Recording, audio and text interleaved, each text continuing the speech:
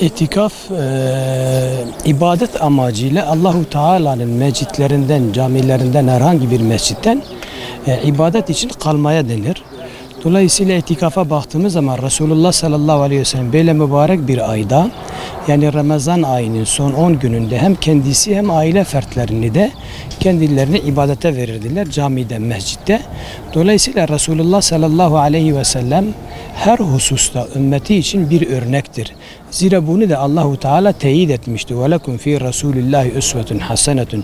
Sizler için Resulullah'ta güzel örneklik vardır. Dolayısıyla bu konuda da, itikaf konusunda da, ibadet konusunda da Resulullah sallallahu aleyhi ve sellem yaptığı hal ve hareketler bütün ümmet fertleri için bir numunedir, bir örnektir. Dolayısıyla Hz. Muhammed sallallahu aleyhi ve sellemin Ramazan ayında son 10 gününe verdiği önemine baktığımız zaman bu son 10 gününde Kadir Gecesi olduğunu, yani ümmeti Muhammed aleyhissalatu vesselam için gelen mesajlar, gelen risale ise, vahiy ise, ki vahiy ile donanmış olan bir aydır. Son 10 gününde ve son 10 gününde Kadir Gecesi bulunduğu için taharrav leyletel kadri fi aşril evâhiri min Ramazane.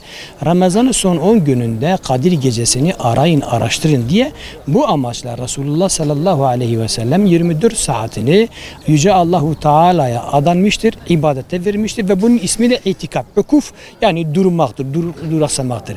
Dolayısıyla nasıl ki mesela Ramazan ayı 11 ayının sultanı ise ve Ramazan içerisinde ise Kadir Gecesi diğer gecelerinin mesela bir ayda 1000 aydan daha hayırlı olma hesabına baktığımız zaman Kur'an'ın nüzulü söz konusudur.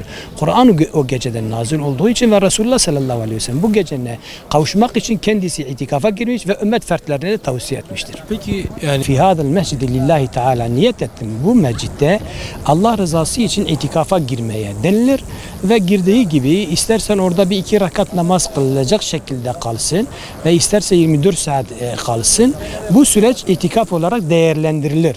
Dolayısıyla el mühim olan 24 saat kalmadır. Bu 24 saat o ibadet amacıyla camide kalması, gerek Kur'an okuması, gerekse namaz kılması, gerek zikir, tesbihat, gerek dua yapması, tedarrü şekilde yalvarışlarda bulunması ve bununla birlikte zaruri ihtiyaçları için camiden çıkması itikafi de bozulmaz. Bu itikaf ibadet olarak devam edilmektedir. O sükut, orada kalması.